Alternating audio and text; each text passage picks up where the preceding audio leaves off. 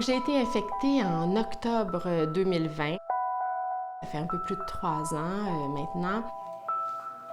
La pandémie paraît parfois lointaine dans nos esprits, mais pas pour Violaine Cousineau. Pétante de santé, aucun antécédent médical, ça vit jusqu'à 100 ans dans ma famille, donc jamais j'ai pensé que quelque chose, s'apparentant à la grippe, mais plus fort qu'une grippe, là, mais pourrait me laisser handicapée à vie. Le rappel est quotidien depuis qu'elle souffre de la COVID longue. C'est un quotidien très limité dans lequel je vis actuellement. J'ai développé une extrême intolérance au bruit, à la lumière, au mouvement. Donc, sortir de la maison, ça veut dire sortir avec mon kit de survie. J'étais enseignante de français au collégial. Ma vie, c'était la lecture, l'écriture. Et je suis à peine capable de lire un article ou deux de journal le matin. C'est extrêmement difficile. La mémoire, la capacité de concentration sont vraiment profondément atteintes. Plus de 200 symptômes sont associés au syndrome post-COVID, plusieurs extrêmement invalidants. Les symptômes qu'on voit le plus souvent, c'est une fatigue extrêmement importante. On va aussi voir souvent ce qu'on appelle des malaises post-effort. Donc, les gens font un effort le lendemain ou le surlendemain, mais vont se ramasser avec une fatigue importante, incapables de faire leurs activités. Des patients comme Violaine, le Dr Piché en voit à chaque jour depuis maintenant 3 ans. Sa clinique fait partie d'un réseau de cliniques spécialisées en COVID longue qui ont vu le jour au Québec ces dernières années. On n'a pas moins de patients parce que la liste d'attente est assez longue, fait qu'on voit des patients qui ont été même infectés avant la vague Omicron. Ce qu'on sait, c'est qu'avec le Omicron, il y a effectivement, puis la vaccination, en fait, il y a moins de patients qui ont la longue COVID. On parle d'environ une personne sur 10 qui va avoir des symptômes qui prennent plus que 3 mois à se résoudre. La durée totale tend à diminuer maintenant avec la protection vaccinale. La gravité des symptômes de COVID longue tend à diminuer aussi. 1% de tous les cas de COVID qui vont avoir besoin de plus qu'1 an ou qui vont avoir des séquelles permanentes. Même si la maladie a été confirmée par de nombreuses études, une dose de scepticisme est encore palpable parmi la population.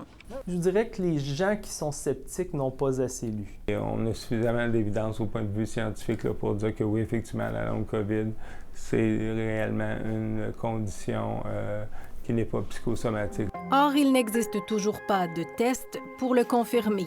Encore difficile donc d'obtenir le bon diagnostic. Parlez-en à Claudia Hébert. En 2024, non, ce n'est toujours pas pris au sérieux. Athlète et finissante en médecine vétérinaire, elle avait 29 ans lorsqu'elle a été infectée en 2020. Depuis, elle a consulté une pléthore de spécialistes alors que ses symptômes n'ont cessé d'hypothéquer sa vie. Au départ, c'était des symptômes de méningite. C'était très physique, tout. Puis ça a duré peut-être 2-3 mois. Et puis éventuellement, ça a migré vers des problèmes qui étaient cognitifs que j'avais jamais eu aucun symptôme au départ. 3 ans et demi à faire des petits deuils de sa vie d'avant. Bonjour, bonjour. Elle est toujours incapable de compléter ses études et de pratiquer son métier. C'est difficile ces temps-ci, comme j'arrive de la misère à dormir comme ça. Elle réapprend à vivre différemment. Plus d'entraînement. Mais grâce à la physiothérapie vestibulaire, ça a vraiment bien été là, pour patiner. Elle a réussi à reprendre le sport compétitif. Ça, c'est comme un rêve de pouvoir faire ça. De là, 3 ans, j'avais de la peine à marcher. Jamais j'aurais pu... Ben oui, j'aurais espéré, mais comme en restant réaliste, là, c'est wow, je suis quand même très fière et contente. La réadaptation a atteint son niveau où est-ce qu'on est capable de stabiliser et d'aider certaines personnes. Maintenant, on n'a pas inversé la maladie. Car la pilule miracle contre la COVID longue n'existe toujours pas.